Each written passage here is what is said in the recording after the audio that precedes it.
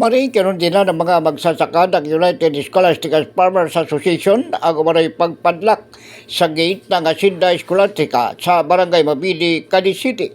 Ayon kay Giovanni Aguanta, chairman ng United Scholastica Farmers Association, paano na ang mga matatanda, bata at may sakit sa oras ng emergency? Si Giovanni Aguanta, taga Hacienda Scholastica, Barangay Mabini.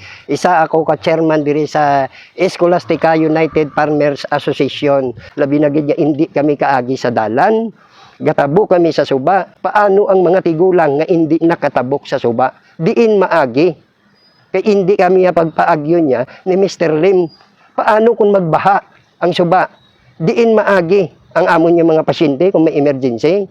Isa man na tani sa ginapangayo namon nga bulig da kay kapitan, kay mayor nga dapat bisan ang gate buksan lang da para hindi gid mabudlayan ang mga benepisyaryo da sa sulod sa Hacienda Scholastica.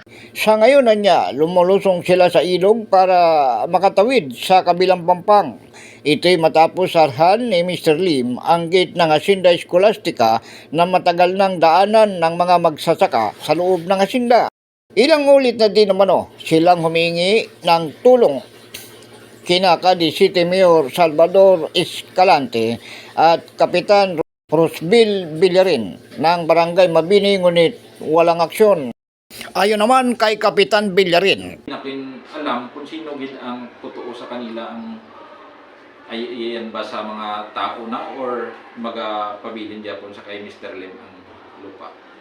Scholastica na pinaguluhan ng mga ISCOPA Members Association kag ni Mr. Lim yung may-ari ng lupa na according sa mga members ng ISCOPA na sa kanila na yun ang lupa kasi na award na ng dahil sa kanila pero until now nagkaguluhan pa, hindi pa na bigay sa kanila ang kanyang lupa na ina-applyan.